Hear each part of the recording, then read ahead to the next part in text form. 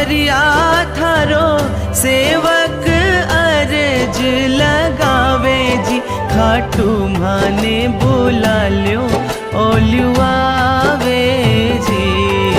खाटू माने बुला ल्यो ओल्यू आवे जी।